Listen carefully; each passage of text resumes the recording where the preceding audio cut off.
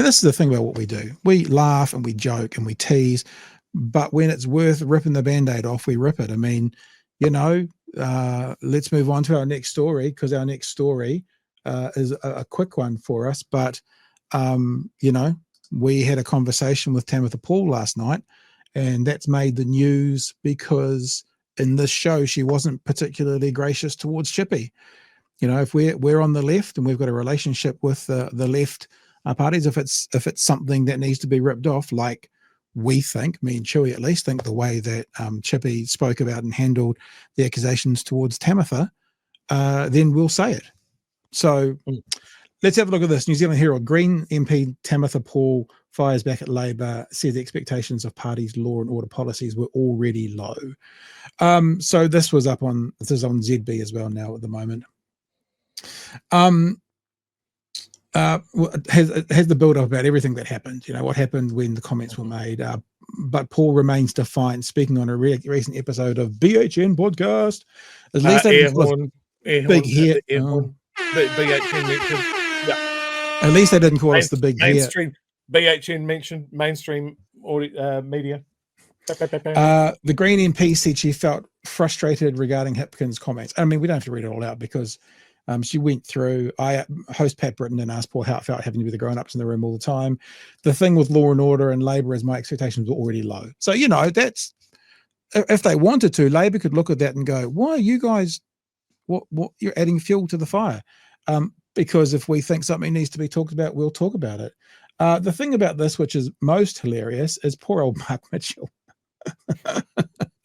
This is the thing that's most hilarious about it.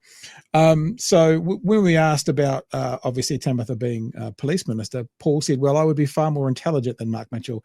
I mean, the guy doesn't even know what systemic bias is. All these questions being wasted in the House, and he just says the same old thing over and over. She told the podcast he would reduce the amount of power and discretion police held if they were in charge.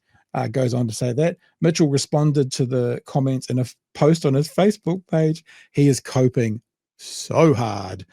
He said in 18 months he had been ministerial role, Labour and the Greens had made deeply personal attacks on him. Oh, and look how long it is. Look how long. It's lots and lots of words. It's lots of words. I'm not going to read it all out. You can go. Maaaark Mitchell deserves a right of reply. He should come on the show. I thought about it, but we know they wouldn't. It's we know they wouldn't.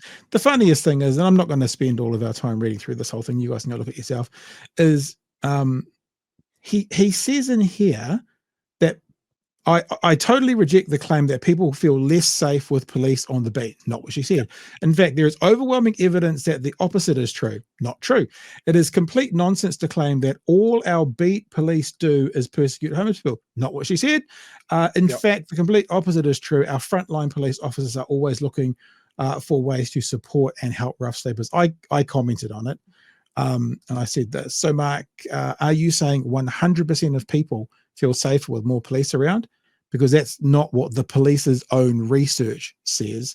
It's unarguable that with research or just using logic, some people, which is what Tamatha said, feel less safe with more police around. And then I also put a lovely link that people could go to the interview myself and other people saying that, the Herald didn't do it. Said. Yeah. Herald didn't put the link up. Yeah. No. But at least they didn't call us Big Hair News like RNZ did. The podcast about 80s.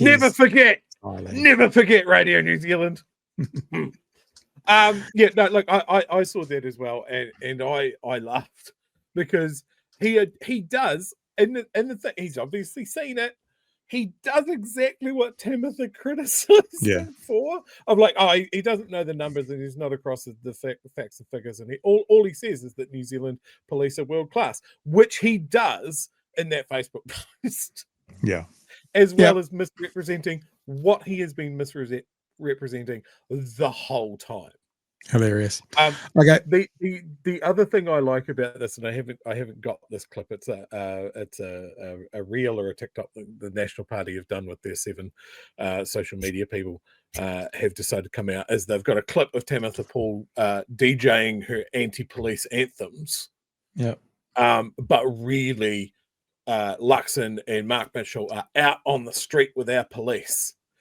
Now that footage is them walking through central Wellington with their full diplomatic protection squad and a ring of police around them. And I'm just like, I don't think this makes you look like the party of the people like you want it to. It looks like you can't go out in central Wellington and get a coffee without a protection squad 35 men deep. It's weird. I'm assuming it's this one, is it? No. Next row down. That one. Oh my God, bro. Oh, hell no, man. What the fuck? Oh my God. And look, what you say, can I just say this without objectifying her? Tamatha Paul, one of the coolest looking MPs the world has ever seen. I mean, check that out. I can only imagine if you gave Maaaark Mitchell and Christopher Luxon the opportunity to DJ Cuba Duper, what an absolute mood killer that would be.